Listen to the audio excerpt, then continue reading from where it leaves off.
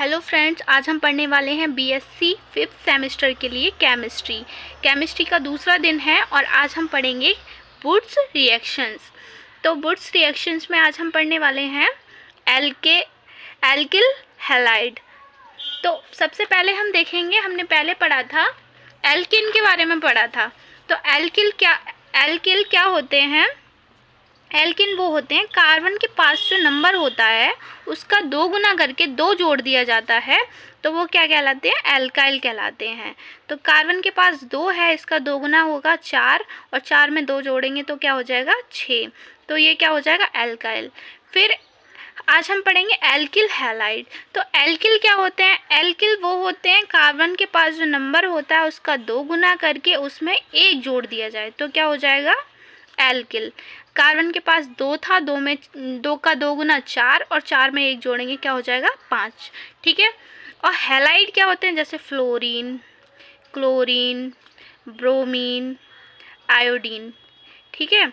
अब ये अभी सिंगल है, जब ये किसी से जुड़ते हैं तो इनका एक नाम बन जाता है। जैसे ये हाइड्रोजन से जुड़ेंगे तो ये हो जाएंगे फ्लोराइड, क्लोराइड, ब्रोमाइड। ठीक है। और ये हो जाएगा आयोडाइड। ठीक है। तो ये क्या हो जाएंगे? हैलाइड।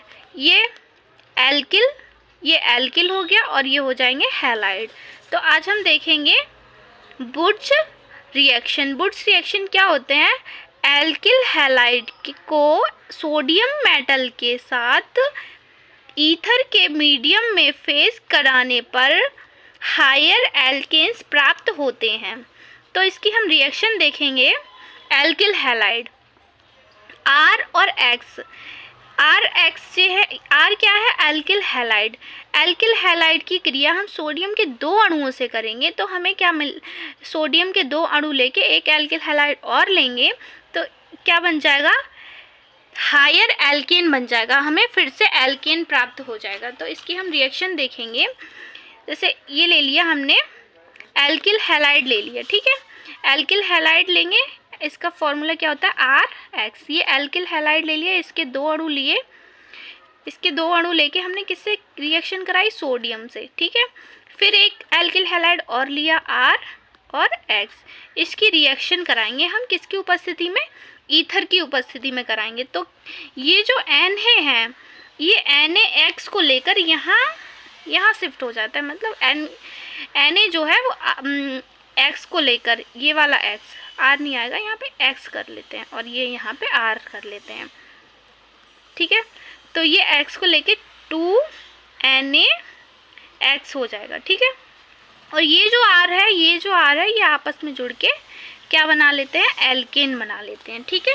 अब इसकी हम रिएक्शन देख लेते हैं। जैसे हमने ले लिया मेथिल क्लोराइड ले लिया। ठीक है। मेथिल क्लोराइड ले लिया हमने, CH3Cl। हमने ये एल्किल हैलाइड ले लिया। एल्किल हैलाइड की हम रिएक्शन किससे कराएंगे? सोडियम से। सोडियम के कितने ले लिए? 2 अणु ले लिए। प्लस फिर हमने एल्किल हैलाइड ले लिया, CH3 और Cl। ठीक है। इसकी जब हम रिएक्शन कराएंगे तो ये जो Na है ये Cl को लेके इधर भाग जाता है, 2NaCl हो जाएगा। और ये CH3 क्या बन जाएगा? एल्केन बन जाएगा, CH3। ठीक है। समझ में आया? आगे हम देखते हैं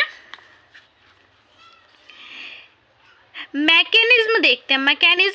मैकेनिज्म में क्या पढ़ेंगे हम? इसके लिए 2 मैकेनिज्म प्रपोज किए गए हैं। फर्स्ट मैकेनिज्म, अब हम 3rd ईयर में आ गए हैं तो मैकेनिज्म बहुत सी होती हैं। तो इसमें पढ़ेंगे बायो फ्री रेडिकल इंटरमीडिएट। ठीक है। तो इसमें क्या होता है? फ्री रेडिकल इंटरमीडिएट क्या होते हैं? तो ये देखेंगे फ्री रेडिकल इंटरमीडिएट क्या होते हैं। जैसे ये CH3 है और ये Cl है, इनको अलग करते हैं, मतलब इनको जोड़ देते हैं। CH3 इनके बीच बॉन्ड कर देते हैं। ठीक है। ये इसके साथ बॉन्ड से जुड़ जाते हैं तो ये एक इलेक्ट्रॉन देके जो है एक दूसरे से जुड़ जाते हैं। जब ये अलग होते हैं, जब ये CH3 इस Cl से अलग होगा तो ये क्या बन जाएगा? फ्री रेडिकल बन जाएगा। मेथिल फ्री रेडिकल, और इसको फ्री रेडिकल को ऐसे शो करते हैं, ठीक है। तो हम यहाँ पे देखेंगे, जैसे ये हमने रिएक्शन कराई, एल्किल हैलाइड लिया और ये एक सोडियम लिया।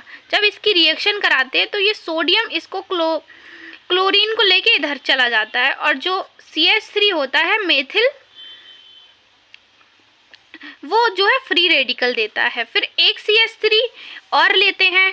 एक CH3 कैसे आता है, कोई Na और होगा, उसने भी इसको CH3 को छोड़ दिया होगा, तो जो है ये अकेला रह जाएगा। तो ये दोनों आपस में मिलके क्या बना लेते हैं, एक प्रोडक्ट बना लेते हैं। सेकंड मैकेनिज्म में क्या होता है, बाया ऑर्गेनोमेटेलिक इंटरमीडिएट, ठीक है। इसमें मेथिल क्लोराइड लेंगे और इसमें हमने एक अणु लिया था सोडियम का, इसमें लेंगे 2 अणु, ठीक है। जब इसकी रिएक्शन हम कराते हैं तो एक Cl ये और एक Na ये दोनों आपस में जुड़ के क्या बना लेते हैं, सोडियम क्लोराइड। ऑर्गेनो का मतलब क्या होता है, कार्बन। मेटालिक का मतलब क्या होता है, धातु। ये मतलब एक धातु है। तो कार्बन और धातु जो बनके जो रिएक्शन होती है वो क्या होती है, ऑर्गेनो मेटालिक। CH3 है, ये कार्बन है, तो ये ऑर्गेनो है, और मेटालिक जो है ये Na धातु है, तो ये ऑर्गेनो मेटालिक जो है ये निकल के आ जाता है। फिर इसकी हम रिएक्शन CH3Na ये जो है इसकी रिएक्शन हम फिर से कराते हैं, CH3Cl से कराएंगे। तो ये Na और Cl ये अलग हो जाता है, और ये CH3 और ये CH3 ये आपस में जुड़ के क्या बना लेते हैं, ईथर बना लेते हैं, ठीक है।